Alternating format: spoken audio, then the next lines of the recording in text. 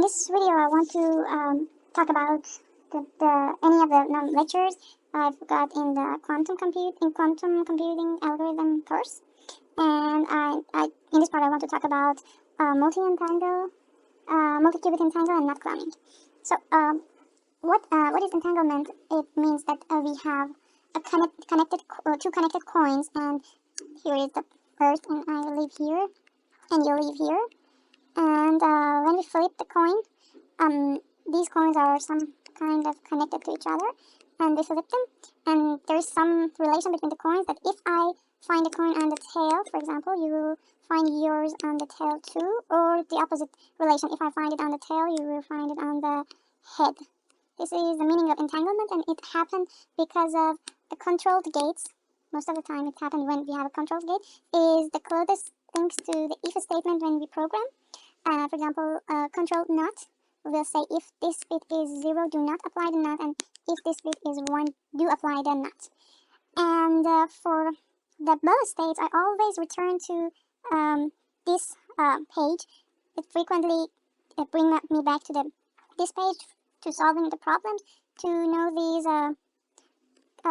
states and how they apply. Sometimes I mix up it with plus gate and minus gate. You have to remember that it's 2 qubits, and the plus gate and minus gate is 1 qubit state, and this is plus gate and this is minus gate. You have to remember that. And for the cloning theorem, there's lots of math. I don't want to remember them, but there was a quiz that I lose the marks, so it was so painful, and I remembered always that no cloning theorem implies that no quantum gate exists that can copy any quantum state from one qubit to another. This is the simplest way to say that. When we say that we cannot copy one qubit, it means we cannot copy any qubit to another one without destroying the first one and having it in clone. And it can be improved. It can be shown by the math. It doesn't matter here for me. Here is the most frequent page of this note that I frequently come back to see what is the Bell states.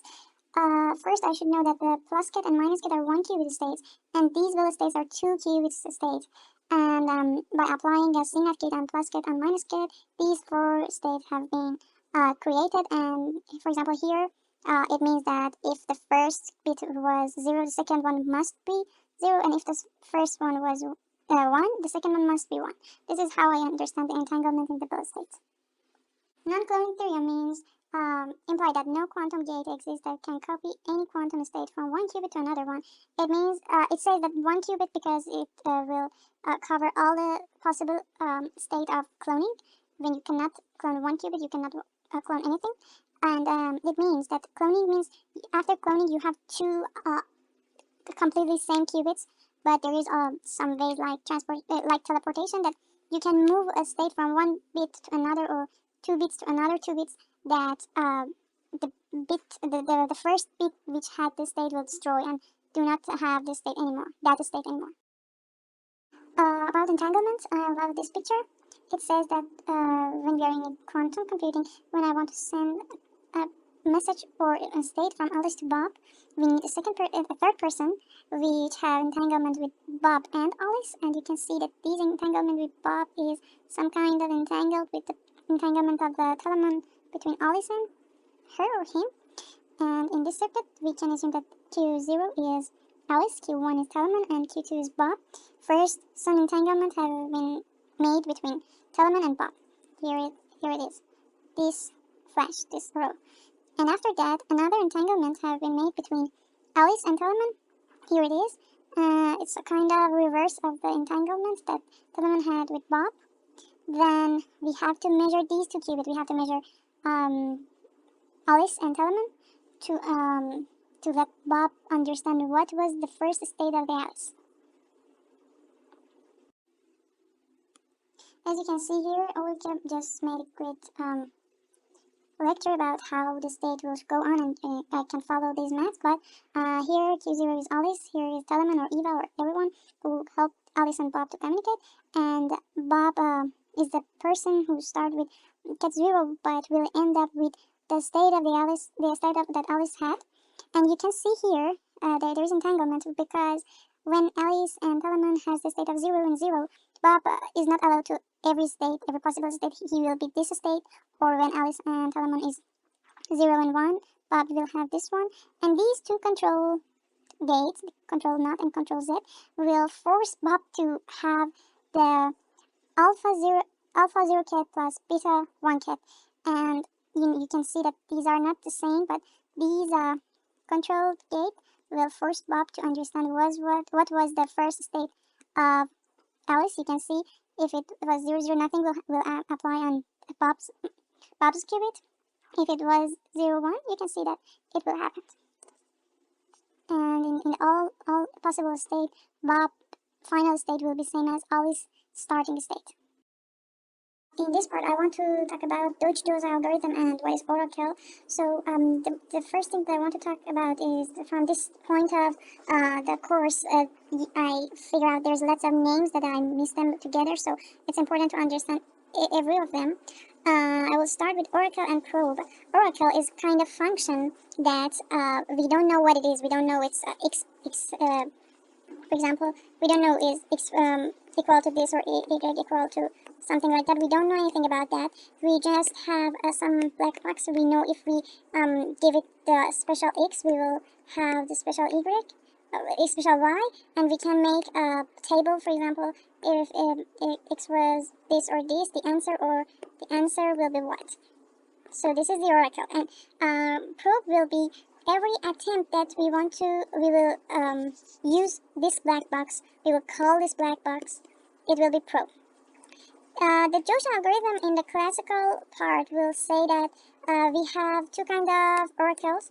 It's balanced or constant. Balanced means it will answer different regarding 0 or 1, and constant will not answer different. The answer always is constant. And this algorithm problem just say how many attempts, how many probe, how many call we should do on the F to understand if it is balanced or constant. This is this algorithm in the classical side, and the answer for binary 1 bit inside and 1 bit input and 1 bit output is 2. We should attempt 2 times, but in the quantum this answer is 1. When it's 2 inputs and 1 output, the answer will be 3 in the classic, but in the quantum it is less than this, and this algorithm is one of those algorithms that the quantum is do better than the classic. There is one tiny difference between the classic approach to Joza algorithm and the classic approach is that we have something named BF or UF. The BF or UF just encode the function f, and it just do an XOR thing between the one extra bit, which is y, and the f of x. So with this gate, we can encode the function of f, the oracle, and we can understand if this function is balanced or constant using this encoder. Regarding to call the main function, we just can call the encoder instead of main function. Well, the phase kickback is a very simple thing that can be used in all of the other algorithms. It means, for example, let's say that you have this x and y, and here this black box make it, y and x, the XOR of the result of the f of the x. Let's see, it's OF, and just as we see that before, let's say that you have something like this, and finally you can translate the answer to something blah blah blah for the first qubit and the qubit for this qubit. You know, it's amazing to seems that nothing happened to the second qubit and many things just happened to the first qubit, but and you can translate it from this to this, and it seems that this one just kicks back something to another one. Okay, it's the big picture. And what is phase kickback? Phase kickback said that if you have a unitary matrix and you apply it on a state of psi, it will apply this alpha before the psi. This is the phase kickback, and for example, it results to, for example, this into this, and it seems that you have this. This is very simple, but it has lots of lots of functionality and application. And as I told, this big picture here, this is one of the functionalities of phase kickback. And what I told for here, it is about a phase oracle that I used from using the binary oracle. What is the binary oracle? Let's assume that we have a black box, an oracle function, and the answer of this function will be 1 if the input was desired and 0 if the input is not desired. Okay, this is the binary oracle. But what if the answer of the oracle is the same as x when it's not the desired input, and it answer minus x when the input was as desired? Let's say we just want to search for something, and the answer should be provided by the unknown or black box function. The black box can tell us that the input is the thing that we were searching for or not. There is two ways to say that, binary or phase. Binary says 1 when it is the answer of the search, and 0 for other inputs. Phase will make it negative. Okay, with this function, with this application of phase kickback, we can change a binary oracle to a phase oracle. This is the big picture.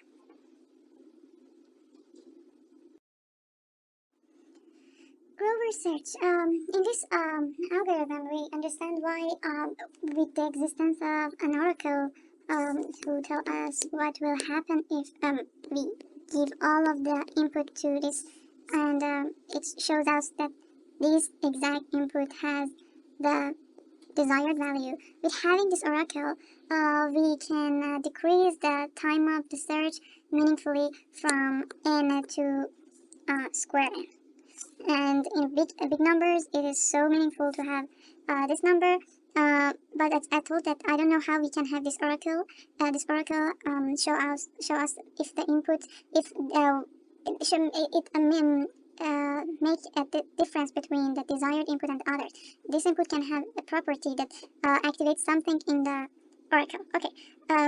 So I told that we give lots of input to the oracle. How? By putting the Hadamard gate on. Let's say we have 4 zero-cat inputs. With this 4 zero-cat input, we can have 2 power 4 possibility, and we can have 16 different inputs. Okay, with 4 bits, we can have 16 inputs, as we show here. And so the oracle tells us that this special input has the value that we desired. So oracle, for example, as I told before, can be a phase oracle and make it a different phase. And there is amplitude amplification things that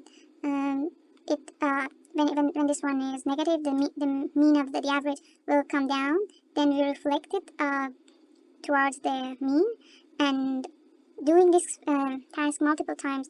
Actually, that multiple times is this time. If we do it this many times, actually it's an integer. Okay, but we can find the nearest integer to this number. We can say that the probability of this will become about 100%. So by measuring the final, let's see how it should be. Here is oracle which makes the value difference, and the diffuser will do the amplitude amplification. For example, here we applied 2 times, and we hope that in the final, with near 100% probability, we can measure the desired value. And here is some questions. What happens if we have multiple targets? The answer is a bit tricky. If we have multiple targets, we can divide the input to multiple groups and do the same algorithm for every group, and hope to find every target in different group. And how many times that we should do the iteration, that as I told the number, but how they get to that number, it's a bit tricky and difficult, so we should go through the math. And also another question is, what happened about that slightly little probability of not get the correct answer? As you know, the measuring of a quantum circuit has sometimes some noises or something like that. So we have the oracle, and we can test the answer with the oracle. If the oracle says yes, this is the desired value, so we can be sure about the answer. If not, we can just do it one more time, and it is almost near 0 to have a wrong and it is a less probability answer for 2 times running this Grover search.